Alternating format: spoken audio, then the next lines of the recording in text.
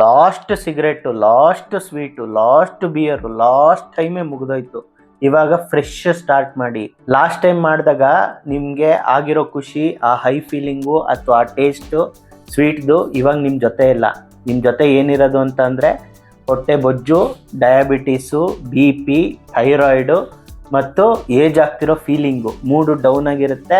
ಮುಂಚೆ ಹಂಗೆ ಎನರ್ಜೆಟಿಕ್ ಆಗಿ ಥ್ರೂಟ್ ದ ಡೇ ಇರೋಕ್ಕಾಗ್ತಾ ಇಲ್ಲ. ಆ ಲಾಸ್ಟ್ ಅನ್ನೋದೇನಿದೆ ಅದು ಏನೂ ಸ್ಪೆಷಲ್ ಇಲ್ಲ, ಸ್ಪೆಷಲಾಗಿ ಏನೂ ಫೀಲಿಂಗ್ ಕೊಡಲ್ಲ.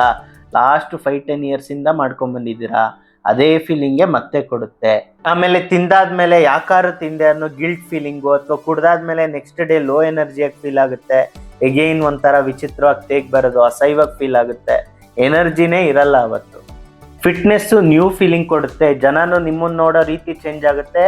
ನೀವು ಪ್ರತಿ ಸತಿ ಶರ್ಟ್ಲೆಸ್ಸು ಮಿರರ್ ಮುಂದೆ ನಿಂತ್ಕೊಂಡಾಗ ಅಥವಾ ಯಾವುದೋ ಫಂಕ್ಷನ್ಗೆ ಹೋಗಿದ್ದಾಗ ಶರ್ಟಿಂದ ಹೊಟ್ಟೆ ಆಚೆ ಬಂದಾಗ ಅಸಹ್ಯವಾಗಿ ಫೀಲ್ ಆಗ್ತಾ ಇರುತ್ತೆ. ಮತ್ತು ನಿಮ್ಮ ಮಿರರ್ ಮುಂದೆ ನಿಮ್ಮ ಮುಖ ನೀವು ನೋಡ್ಕೊಂಡಾಗ ಚಾರ್ಮು ಯಂಗಾಗಿ ಕಾಣಿಸ್ತಾ ಇರುತ್ತೆ. ಅದು ನ್ಯೂ ಫೀಲಿಂಗು.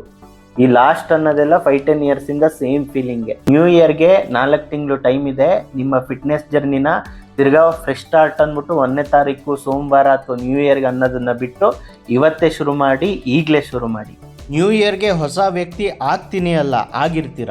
ಇನ್ ಕೇಸ್ ನೀವು ತುಂಬ ತಿಂಗಳಿಂದ ಅಥವಾ ವರ್ಷದಿಂದ ವೆಯ್ಟ್ ಲಾಸ್ ಮಾಡೋಕ್ಕೆ ಸ್ಟ್ರಗಲ್ ಮಾಡ್ತಿದ್ದೀರಾ ಅಂದರೆ ನಾವು ಆನ್ಲೈನ್ ಕೋಚಿಂಗು ಕೂಡ ಪ್ರೊವೈಡ್ ಮಾಡ್ತೀವಿ.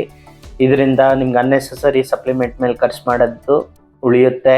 1 ವರ್ಷದಲ್ಲಿ ಆಗೋ ಟ್ರಾನ್ಸ್ಫಾರ್ಮೇಷನ್ 3ರಿಂದ 6 ತಿಂಗಳಲ್ಲಾಗುತ್ತೆ. ಎಫರ್ಟ್ಸ್ ಆಗ್ತಿದ್ರು ರಿಸಲ್ಟ್ಸ್ ಬರಲಿಲ್ಲ ಅನ್ನೋ ಫ್ರಸ್ಟ್ರೇಷನ್ ಹೋಗುತ್ತೆ. ಬಿಕಾಸ್ ನಾವು ಗೈಡ್ ಮಾಡ್ತಾ ಇರ್ತೀವಿ, ನಾವು ಹೇಗೆ ಪ್ರೋಗ್ರೆಸ್ ಆಗ್ತಿದೆ, ಏನಕ್ಕೆ ಆಗ್ತಿಲ್ಲ ಅಂತ ರೆಕ್ಟಿಫೈ ಮಾಡ್ತಾ ಇರ್ತೀವಿ. ಇಂಟ್ರೆಸ್ಟ್ ಇರೋರು ನಮ್ಮ ಆನ್ಲೈನ್ ಕೋಚಿಂಗ್ಗೆ ಎನ್ರೋಲ್ ಆಗ್ಬೋದು.